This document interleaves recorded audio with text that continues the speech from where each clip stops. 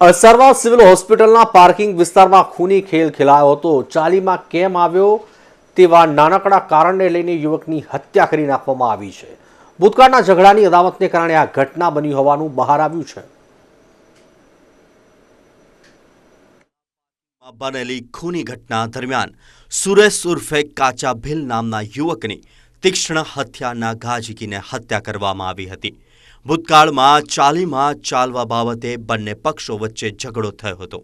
મૃતક સુરેશના ભાઈ રાહુલે 3 આરોપી ભાવેશ, મેહુલ અને કરણ વિરુદ્ધ ફરિયાદ નોંધાવી છે, જે ત્રણેય આરોપીઓ સામે અગાઉથી જ મારામારી, પ્રોહિબિશન અને જુગારના ગુનાઓ નોંધાયેલા છે, જ્યારે મૃતક સુરેશનો પણ ગુનાહિત ઇતિહાસ રહ્યો છે। સાઈબાગ પોલીસે ત્રણેય આરોપીઓને ઝડપી પાડ્યા છે।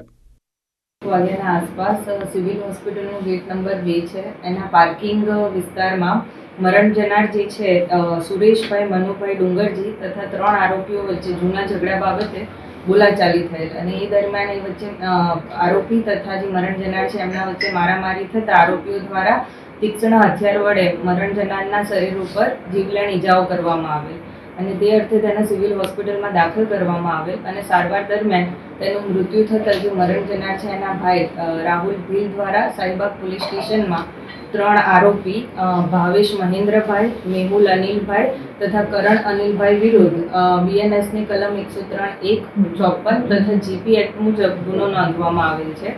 હાલ ત્રણેય આરોપીઓને હસ્તગત કરી તેમના વિરુદ્ધ કાયદેસરની કાર્યવાહી હાથ ધરવામાં આવેલ છે। સાઈબાગ પોલીસે હત્યાના ગુનામાં ભાવેશ, મેહુલ અને કરણ નામના આરોપીઓની ધરપકડ કરી। આરોપી અને મૃતક વચ્ચે અવારનવાર ઝઘડાઓ ચાલતા હતા, જે ઝઘડાએ ઉગ્ર સ્વરૂપ લેતા હોસ્પિટલના જ પાર્કિંગમાં હત્યાની ઘટના બનવા પામી હતી। સાઈબાગ પોલીસે ગણતરીના કલાકોમાં જ આરોપીઓની ધરપકડ કરી વધુ તપાસ હાથ ધરી છે। અસારવા સિવિલ હોસ્પિટલમાં ખૂની ખેલ રમાયો હતો, ત્યારે આ ખૂની ખેલની અંદર યુવક છે કે તે ગંભીર રીતે ઘાયલ થતાં સારવાર દરમિયાન તેનું મોત નીપજ્યું હતું। સમગ્ર બનાવને લઈને સાઈબાગ પોલીસે 3 આરોપીની ધરપકડ કરી અને વધુ તપાસ છે તે હાથ ધરી। કેમેરામેન ગૌતમ દુલેરા સાથે રિપોર્ટર દીપક મકવાણા, અમદાવાદ।